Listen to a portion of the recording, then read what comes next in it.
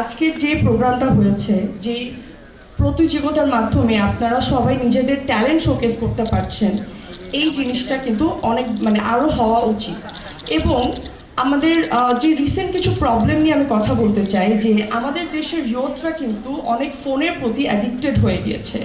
So এইসব প্রতিযোগিতা হলে কিন্তু তারা আরও কি হবে, আরও এক্সাইটমেন্টে ওরা অনেক কিছু করতে ইন্টারেস্ট দেখাবে। ধরেন আমরা সবসময় ফোনে বসে থাকি, রিলস দেখি, ইউটিউব দেখি, কিন্তু আমরা যদি একটু ডান্স প্র্যাকটিস করি, একটু মিউজিক প্র্যাকটিস করি, একটু খেলাধুলা স্পোর্টস করি, তাহলে কিন্তু কি হবে, আমাদের ইয়ুথ আরও আপনার ডেভেলপমেন্ট হবে ফিউচারে, রাইট?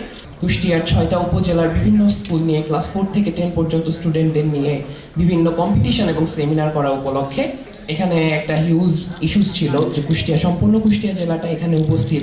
কুষ্টিয়া জেলার বলতে গেলে আমরা যেটা জানি যে আগামী ভবিষ্যৎ, যে জিনিসটা কুষ্টিয়ার ভবিষ্যৎ এখানে উপস্থিত ছিল। এত বড় একটা অডিয়েন্স নিয়ে এই অনুষ্ঠানটা করা, ওভারঅল আপনাদের দোয়া ছাড়া এবং শুভকামনা ছাড়া হয়তো বা আজকে এই ধরনের কিছু সম্ভব হতো না।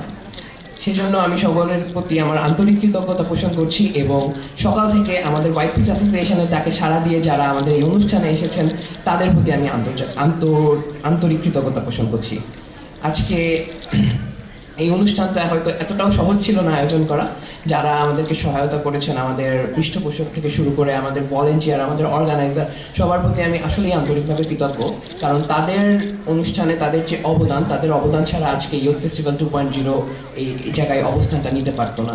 আমি শুধু এতটুকুই বলবো, আজকের এই কোমলমতি শিক্ষার্থীরা আমাদের মাঝে এসেছে, তাদের অনেক দাবি রয়েছে, অনেক প্রত্যাশা রয়েছে আমার কাছে, আপনাদের কাছে। আজকে যে ব্যারিস্টার সুইটি, তিনি যে ব্যারিস্টারে পাস করেছেন, তাকে মানুষ বানিয়েছে বাংলার খেটে খাওয়া মানুষ, যারা দিনে একবার খেতে পারে না, তাদের টাকা দিয়ে স্কুল কলেজে পড়েছেন উনি, তারপরে ব্যারিস্টারি পড়তে গেছেন সেখানে।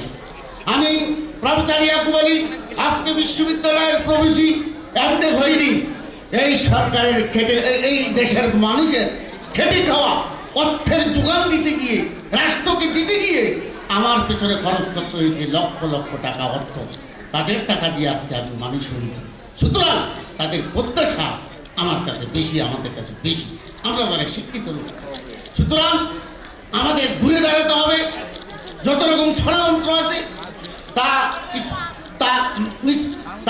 বেনিশ করে দিয়ে, স্তব্ধ করে দিয়ে আমাদেরকে সামনে আগাতে হবে।